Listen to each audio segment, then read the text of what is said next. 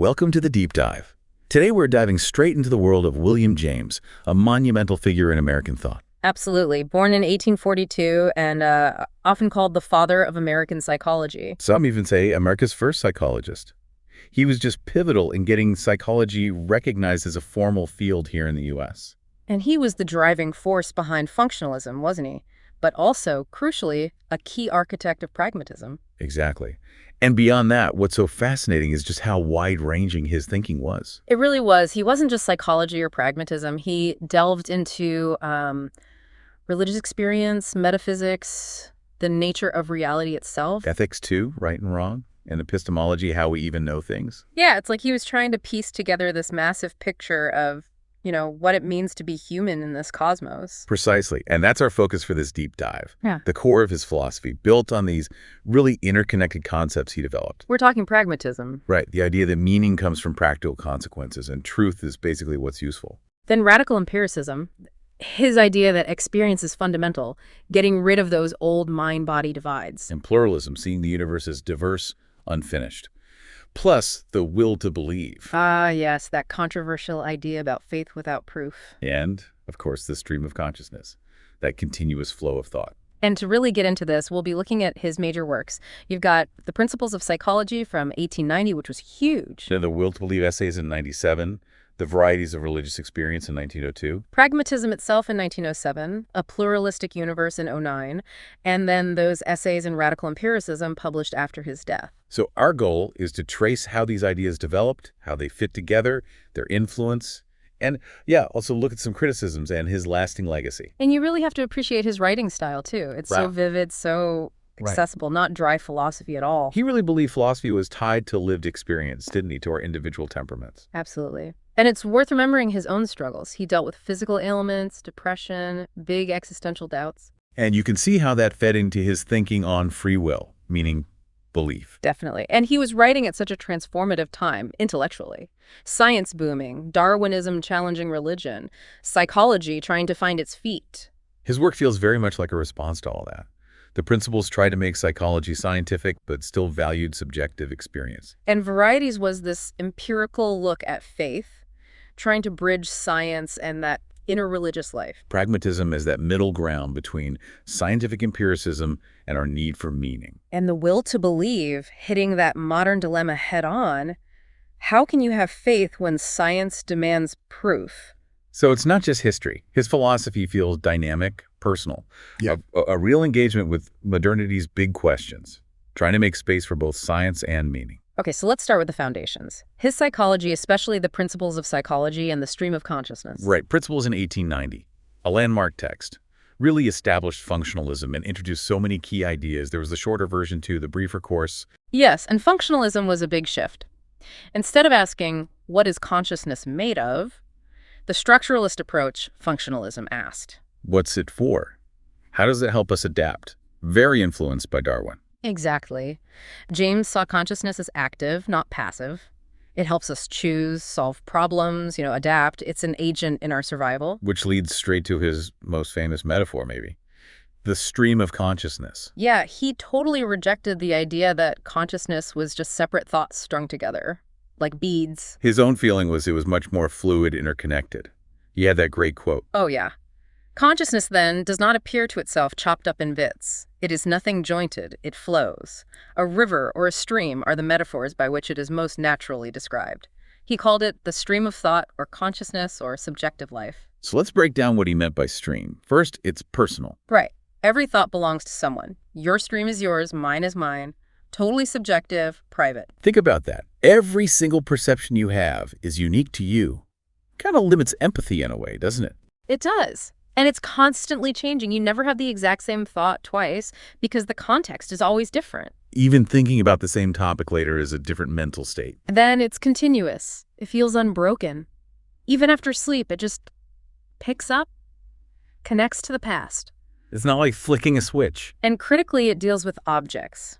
Consciousness is always about something, intentional, pointing to things outside itself. Objects, ideas, feelings. Yeah. And finally, it's selective and interested. We're not just soaking everything up passively. We choose what to focus on. Guided by our interests, our goals, we're constantly filtering reality. And he made that distinction within the stream between the substantive parts, the resting places, the approachings where attention settles. And the transitive parts, those fleeting feelings of connection, the flights between thoughts. He felt psychology ignored those crucial connections, the transitive dits. Principles had other big ideas too. His concept of the self. Oh, right, the I versus the me. The I being the pure subject, the knower. And the me being the empirical self, what we know about ourselves, which he broke down further. The material me, body, possessions. Yeah. The social me, how others see us, our different roles. And the spiritual me, our inner core values. It's a really useful breakdown. And the James Lange theory of emotion, still debated today. Super counterintuitive. We feel the emotion because of the bodily response. We're afraid because we tremble, not the other way around. Think about your heart racing before you register fear. That's the idea. He also talked a lot about habit, called it the enormous flywheel of society. Huge emphasis on its power. How these automatic routines shape us and society. And will. Yeah. Effort, attention, decision-making, that feeling of choosing. Which clearly sets the stage for his later philosophy on free will and belief. It's so clear these psychological studies weren't just a first step. They were the bedrock for his whole philosophy. Absolutely. That description of the stream flowing, connected, you can see how that leads to radical empiricism and pluralism. And analyzing belief, will, the mind-body link that directly foreshadows the will to believe, and pragmatism. His philosophy grew right out of grappling with these psychological realities, trying to build a worldview that fit the messy, dynamic, sometimes non-rational aspects of our minds. Okay, so let's move to pragmatism. Really took off through James, even if Pierce started it. Right. For James, it became both a method and a theory of truth. He lays it all out in that 1907 book, Pragmatism. The core idea being that thought and language are tools, right?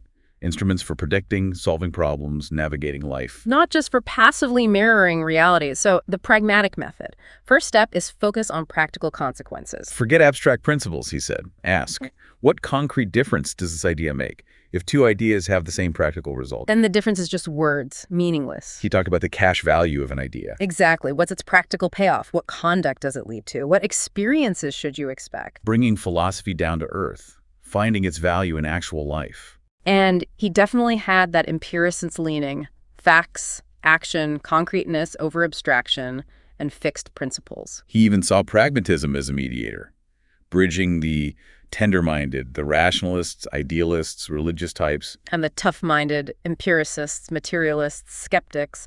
Pragmatism could offer a middle way, open to all evidence. Okay, now the really interesting bit, the pragmatic theory of truth, applying that method to truth itself. This is where it gets controversial.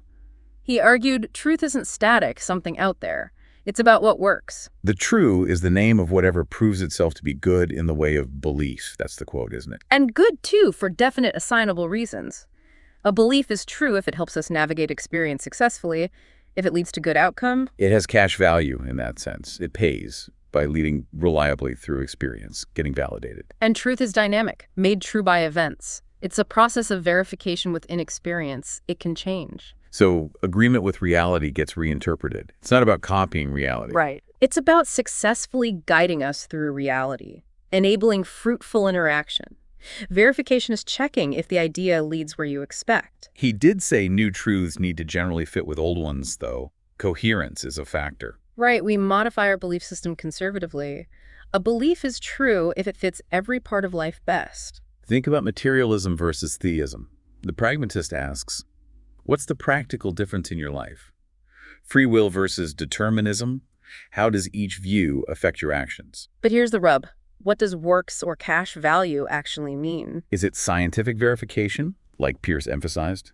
Or is it more about subjective satisfaction, feeling good like in the will to believe? James seems to use both, which leads to ambiguity. And that's the criticism, right? Yeah. Relativism, subjectivism. Is truth just what feels good to me? Exactly. Critics like Bertrand Russell jumped on that. Usefulness doesn't equal truth in the correspondence sense. Russell made that sharp distinction, verification versus value or usefulness. James did say, beliefs must answer to the collectivity of experience's demands and not clash with other vital benefits, other truths. But his language often emphasizes individual utility.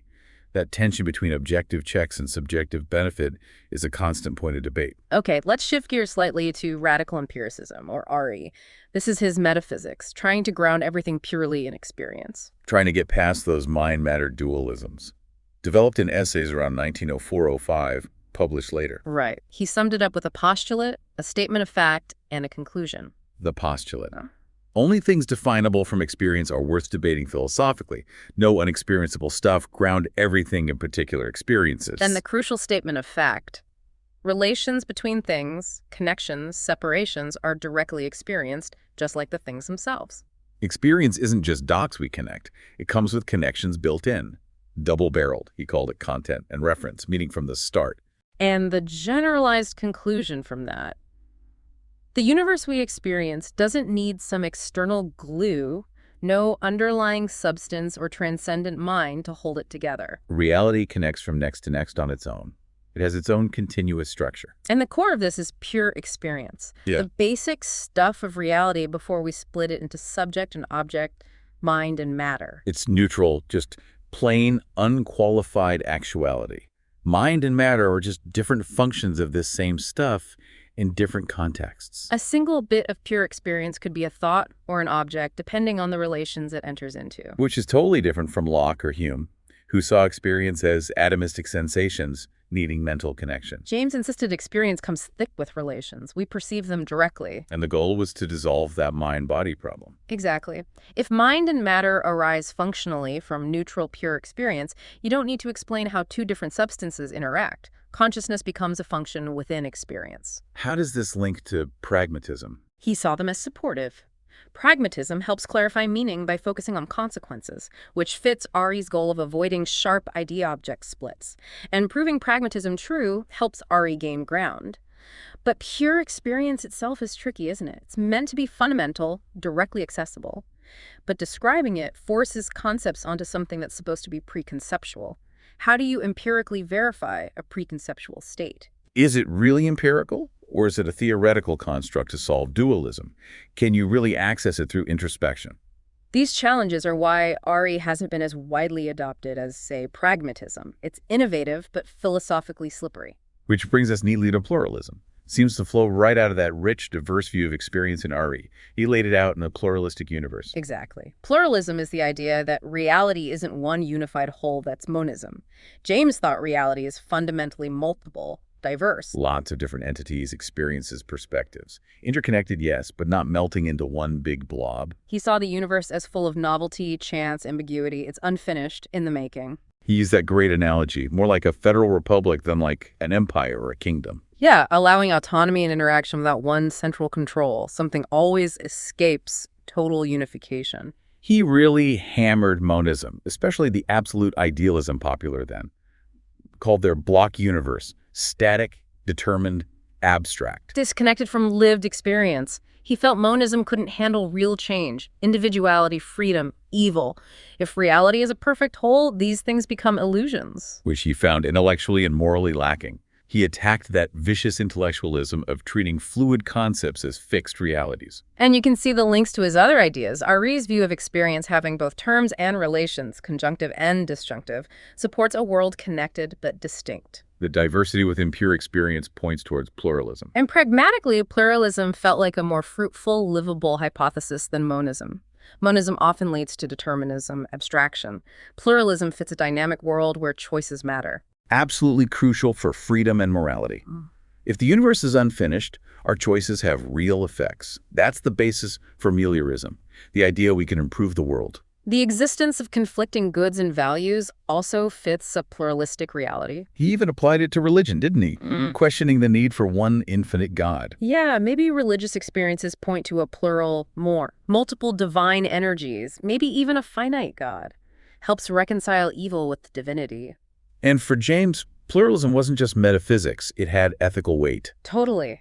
Recognizing the limits of any single viewpoint, that certain blindness in human beings, essay, demands humility, tolerance. Affirming chance, freedom, an open future gives our actions real significance.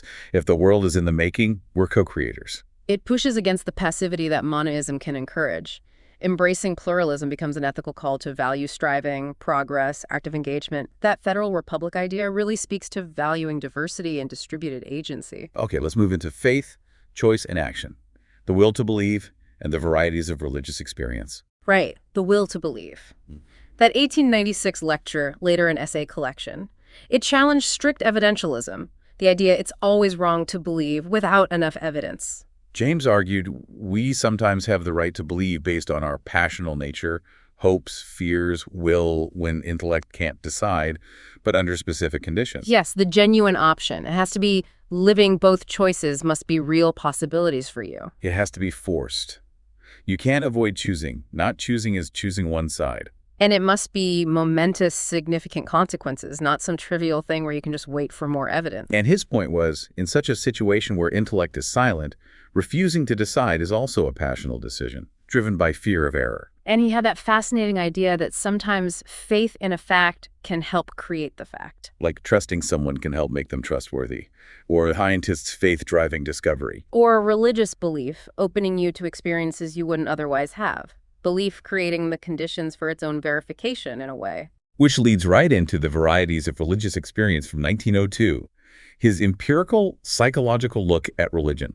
Based on his Gifford lectures, he focused on personal experience, the feelings, acts, and experiences of individual men in their solitude, not institutions or doctrines. And he used case studies to analyze all sorts of religious life. He talked about psychological types, the optimistic, healthy-minded versus the pessimistic, sick soul, different paths to religious understanding. He looked at specific phenomena, conversion experiences, saintliness, asceticism, charity, and especially mystical states. Right, those mystical states. Ineffable, noetic, feeling like knowledge, transient, passive. He tried to catalog their features. And crucially, he assessed the pragmatic value of faith, the fruits it produces. Peace, security, love, moral energy, zest for life. If belief works in these ways, provides meaning, enhances life, it holds pragmatic truth for that individual. His philosophical conclusion pointed towards an unseen order, a connection to a more. Which might even be pluralistic, those reservoirs of consciousness-like energies. So the link is clear. The justification in will to believe is pragmatic, positive consequences, enabling validating experiences. And varieties is like one long, pragmatic assessment of religion by its effects, its fruits. He uses psychology to analyze faith, then pragmatism to argue for its legitimacy against strict scientific demands. And will to believe isn't just about God, is it? It's broader. Much broader. Morality, trust, self-belief, even scientific hypotheses where evidence is incomplete but commitment is needed. It's all part of reconciling science with our existential needs and subjective lives. Okay, let's try to pull this all together. Synthesize James's vision. Despite not being a rigid system builder, there's a clear focus on lived experience. Absolutely. A stream of consciousness describes experience. Radical empiricism grounds metaphysics in it. Pragmatism navigates it. Pluralism reflects its diversity. Will to believe addresses choice within it. And the connections are strong. Stream's continuity feeds RE's idea of experienced relations and pure experience. RE's diversity and mix of connections supports pluralism. Pragmatism evaluates beliefs within RE's experiential field, and will to believe applies pragmatism to those crucial existential choices. Pluralism's open universe makes space for the freedom and responsibility needed for the will to believe and ethics. And psychology informs philosophy, philosophy guides psychology. But there are tensions, right? We touched on them. Definitely. Science versus faith is the big one. Yeah. Empiricism versus belief without evidence. Objectivity versus subjectivity in pragmatism does what works become too personal. The tension between relying on concepts, like in pragmatism, and pluralism's suggestion that concepts distort pure experience. And maybe a shift from description psychology to prescription metaphysics ethics. James saw them as distinct but compatible parts of a larger picture. So the coherence isn't in logical deduction, but in the consistent focus on philosophy as a guide for living. I think so. It's a vision of active agents in a dynamic, plural reality. Stream is the medium, RE its nature, pragmatism the tool, pluralism the structure, will to believe our commitments within it. Maybe the inconsistencies just reflect the tensions in experience itself. It's about adequacy to experience, not logical tidiness. Exactly. Its power lies in that commitment to philosophy as vital engagement. All right, let's talk legacy. His influence is massive, way beyond academia. Huge. In philosophy, pragmatism became the American philosophy for a while. Influenced Dewey, C.I. Lewis, Rory Putnam, Cornel West. So many engaged with James. Radical empiricism influenced phenomenology. Husserl liked it.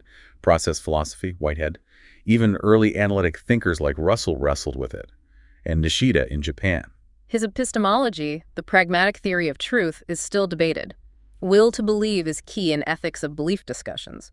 Pluralism fed into value pluralism. And psychology. He's a founding father of American psychology. Set up the Harvard lab, wrote the textbook, founded the APA. Functionalism started with him, focusing on adaptive purpose, influenced Hall, Thorndike. Concepts like the stream, James Lange, habit, the self, all historically vital. Functionalism paved the way for behaviorism, even though they rejected consciousness, but also influenced humanistic psychology later on. In religious studies, Varieties is a stone-cold classic. Shifted focus to subjective experience. His pragmatic defense of faith, based on fruits, gave religious belief value in a secularizing world. Resonates with the spiritual but not religious idea. And his pluralistic view fostered openness to diverse spiritual paths. Even literature and culture. Stream of consciousness technique. Directly inspired Joyce, Woolf. And pragmatism's emphasis on practicality, results, tolerance influenced American culture. Figures like Dubois, his moral equivalent of war idea. We should also mention the reactions he provoked. Russell's critique, behaviorism's reaction, that reactive influence, shows how central his ideas were. Definitely. A crucial reference point, even for critics. Okay, so let's tackle those critical perspectives head on. His work sparked a lot of debate, often around ambiguity, relativism, maybe a lack of rigor. Yes, pragmatism cops a lot of it. The charge of relativism and subjectivism is persistent. If truth is just what works, does it lose connection to objective reality? What about useful falsehoods or useless truths? Russell hammered that point. Usefulness isn't the same as correspondence to fact. Then there's the ambiguity of works. What kind of working? Empirical, coherent, subjective satisfaction, moral, social. He seems to shift, which critics find unclear. And the truth versus justification critique. Does pragmatism confuse the definition of truth with how we verify beliefs? Usefulness might be a reason to hold a belief, but is it what truth is? Plus ethical concerns. Could it justify believing convenient lies? Does individual benefit trump objective facts or moral principles? The will to believe also gets hit hard. Accusations of wishful thinking, right, believing because you want to. Russell Santayana saw it as endorsing irrationality. And the point about confusing belief with hypothesis, is it full belief or just adopting something provisionally to test it? The conditions living, forced, momentous, undecidable, are they too rarely met in practice? And the moral and social risks. Justifying non-rational belief could open the door to prejudice, fanaticism. How do private will-to-believe choices play out publicly? What about radical empiricism? The main critique is the obscurity of pure experience. This neutral, pre-subjective object stuff. How do you grasp it? How do you verify it? Is it empirical or just speculative? How can experience be pre-experiential? Methodological concerns, too. Can introspection reliably access pure experience or the stream's continuity? And does distinguishing knower-known functions within pure experience just reintroduce dualism through the back door? And then there are the general critiques. Lack of system, inconsistency, more suggestive than rigorously structured, the science-faith tension. Too much focus on the individual, neglecting social, cultural, political factors in knowledge and ethics. And the idea of temperamental bias. Is his philosophy just a reflection of his own personality and needs? Though defenders argue pragmatism has objective constraints, will to believe is about inquiry ethics, and his focus was often hortatory, encouraging engagement. It's still debated. Yeah, the criticisms really target the core of his ambitious project. Grounding philosophy in lived experience, holding science, freedom, faith together, rejecting old dualisms. That attempt created friction. The critiques highlight the difficulty of being adequate to experience's complexity without losing clarity or rigor. So wrapping up, James is just pivotal. Bridging psychology and philosophy, leaving a huge mark on both. His contributions are immense. Functionalism, pragmatism, RE, pluralism, will to believe, stream of consciousness, variety. The legacy. Solidified pragmatism, transformed psychology, pioneered the psychological study of religion. Still incredibly influential. And still relevant. That focus on lived experience, the clear writing, tackling timeless questions, mind, body, consciousness, free will, science, faith, meaning His insights speak to today's issues. He's a model for inquiry, humble, open. his significance really lies in that relentless effort to grasp human experience in its fullness, empirical but not reductionist, scientific but open to meaning, acknowledging limits but valuing freedom. He embodied intellectual honesty, wrestling with doubt while affirming belief and action. Perhaps the most lasting legacy is that philosophical attitude he championed. I think so. That radical empiricism, fidelity to experience, the pragmatic concern for consequences, pluralistic acceptance, fallibilistic humility, commitment to philosophy's relevance for living. It's a spirit of openness, not a closed system, but an invitation. An invitation to engage with that ever-flowing stream with courage, curiosity, and the belief that our choices genuinely matter.